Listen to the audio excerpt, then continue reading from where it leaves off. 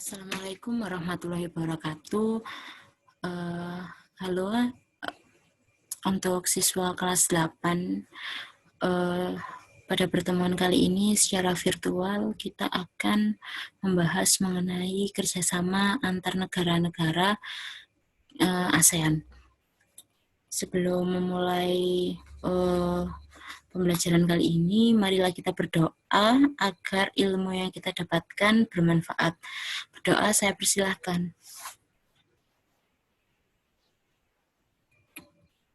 Baik, di sini terlihat peta dari ASEAN. Jadi ASEAN itu adalah negara-negara yang organisasi kerjasama yang tergabung di negara Asia Tenggara, ya. Jadi meliputi negara-negara di Asia Tenggara yang memiliki organisasi untuk kerjasama baik di bidang ekonomi, bidang politik, pendidikan, sosial, dan sebagainya yang disebut dengan ASEAN. Terdapat 10 negara, ada Indonesia, kemudian Singapura, Malaysia, Thailand, Myanmar, Laos, Vietnam, Kamboja, Filipina, dan Brunei Darussalam. Oke. ASEAN sendiri merupakan kepanjangan dari Association of Southeast Asian Nations. Jadi organisasi untuk negara-negara di Asia Tenggara yang tergabung dalam kerjasama tersebut. Nah, berdirinya ASEAN ini pada tanggal 8 Agustus 1967 hanya diprakarsai oleh 5 negara saja. Tadi kan bisa disebutkan di awal kalau negara-negara yang tergabung di ASEAN itu ada 10 negara. Nah, diawali pada 8 Agustus 1967 itu hanya 5 negara saja yang diwakili oleh Indonesia, kemudian Malaysia, Filipina, Singapura, dan Thailand. Kemudian setelah terbentuknya ASEAN, kemudian diikuti 5 negara lain. Ada Brunei Darussalam, ada Vietnam, Laos, Myanmar, dan Kamboja. Kemudian kita membahas faktor pendorong kerjasama ASEAN. Yang pertama, adanya kesamaan dan perbedaan sumber daya alam.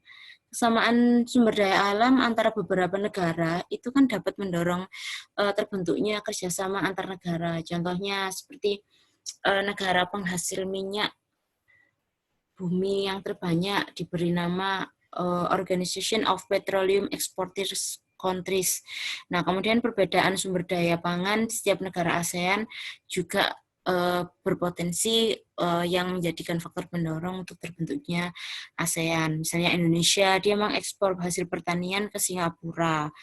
Kemudian Indonesia juga mengimpor beras dari Myanmar dan Thailand untuk memenuhi kebutuhannya, seperti itu. Kemudian yang kedua, karena adanya kesamaan dan perbedaan wilayah. Misalnya kesamaan letak geografis di suatu wilayah yang untuk menjaga stabilitas dan keamanan negara. Contohnya, negara-negara yang terletak di Asia Tenggara membentuk kerjasama melalui ASEAN ini. Kemudian setelah ada faktor pendorong, ada faktor penghambat.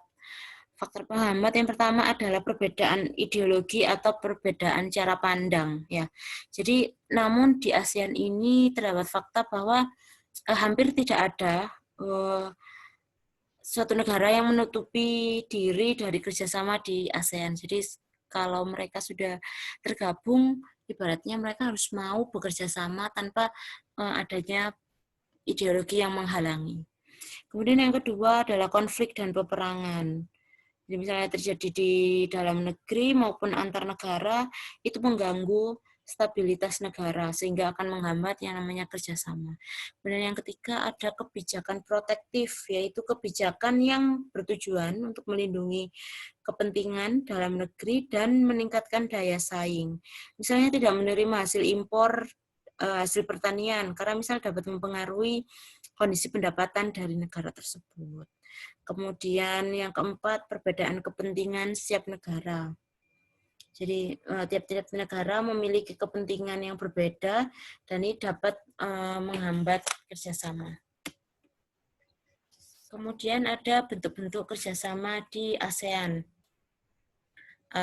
kita pisahkan menjadi yang pertama bidang sosial dan budaya, misalnya dari pengembangan sumber daya manusia, bagaimana menjadikan negara-negara di kawasan Asia Tenggara, khususnya yang tergabung dalam ASEAN ini, menjadi sumber daya alamnya maju, yang dapat mempengaruhi negara tersebut dikatakan sebagai negara maju. Seperti itu. Kemudian penanggulangan masalah-masalah, perkembangan penduduk, kemudian peningkatan kesejahteraan, kemudian adanya pertukaran budaya dan seni, yang misalnya ada festival film antar negara-negara yang tergabung di ASEAN. Kemudian ada ASEAN Tourism Agreement, yaitu mengenai penandatanganan kesepakatan bersama di bidang pariwisata. Kemudian ada penyelenggara pesta olahraga 2 tahun sekali, yaitu melalui adanya SEA Games. Kemudian bidang politik dan keamanan, adanya konvensi ASEAN tentang pemberantasan terorisme. Jadi mencegah terorisme, jadi tidak hanya satu negara saja, tapi sudah dilindungi dari negara-negara yang tergabung di ASEAN. Kemudian adanya pertemuan para menteri pertahanan. Jadi ini bertujuan untuk mempromosikan perdamaian dan stabilitas kawasan melalui dialog kerjasama tadi. Kemudian yang ketiga, penyelesaian sengketa Laut Cina Selatan yang sering terjadi, ya ini ketika negara ASEAN pengakuan wilayah kedaulatan Laut Cina Selatan. Jadi turut serta ASEAN ini menyelesaikan sengketa Laut Cina Selatan. Kemudian kerjasama bidang hukum, migrasi, dan kekonsuleran, serta kelembagaan antar parlemen. Kemudian kerjasama di bidang pendidikan, misalnya ada ASEAN Council of Teacher Convention yang pernah diadakan di Denpasar pada tanggal 8 Desember 2012 dengan tema ASEAN Community 2015 dengan tema Teacher Professionalism for Quality Education and Humanity. Pada pertemuan ini hadir organisasi guru dari Indonesia, kemudian Brunei Darussalam, Malaysia, Filipina, Singapura, Thailand, Vietnam, dan Korea Selatan. Kemudian penawaran beasiswa pendidikan, contohnya Singapura memberikan beasiswa latihan pengelolaan jasa pelabuhan udara, kesehatan, dan keselamatan kerja sama industri. Kemudian ada komunikasi bahari, dan lain sebagainya. Contoh lain misal dari negara Indonesia memberikan beasiswa pendidikan kedokteran, bahasa, dan seni kepada pelajar negara-negara anggota ASEAN dan kawasan negara berkembang. Kemudian adanya Olimpiade di bidang pendidikan yang sering diadakan pada taraf regional Asia Tenggara. Contohnya Pertamina menyelenggarakan Olimpiade Sains Nasional. Itu. Kemudian adanya ini pengaruh kerjasama. Gimana sih pengaruh kerjasama ini terhadap perekonomian negara-negara di Asia Tenggara? Contohnya adanya masyarakat ekonomi ASEAN. Jadi atau yang biasa kita kenal dengan MEA. MEA ini membuka peluang satu negara menjual barang dan jasa dengan mudah ke negara-negara anggota ASEAN. Jadi selain itu juga dibentuk pasar tenaga kerja profesional seperti dokter, kemudian ahli keteknikan, guru, akuntan, dan lain-lain. Nah, bentuk interaksi ini akan membuka peluang tenaga kerja asing untuk mengisi berbagai jabatan serta profesi di Indonesia dan tertutup kekurangan sumber daya manusianya. Jadi, bagaimana kita bersaing ya dengan adanya MEA ini, bersaing tidak hanya yang bersaing antar negara saja, namun saingan kita ini udah tahapnya itu udah antar negara seperti itu. Kemudian pengaruhnya terhadap sosial, yaitu menerima migrasi antar negara dengan asas simpati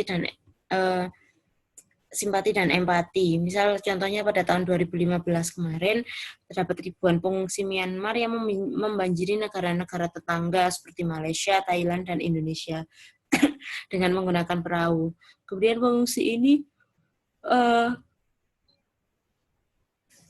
ASEAN Jadi ASEAN menghimbau untuk negara-negara anggotanya agar menerima sementara para pengungsi dengan asas simpati dan empati ini. Kemudian Festival Budaya ASEAN. Ada Festival Budaya ASEAN yang misalnya pada 2013 digelar di Purwakarta, Jawa Barat. Nah, kegiatan ini diikuti oleh 9 negara, yaitu ada Malaysia, Brunei Darussalam, Filipina, Thailand, Myanmar, Laos, Vietnam, dan tuan rumahnya Indonesia. Jadi festival ini merupakan ajang memperkenalkan kebudayaan kota dan kebudayaan Purwakarta ke masyarakat ASEAN. Dan juga merupakan ajang mempertautkan dan memperkenalkan kebudayaan sesama negara ASEAN.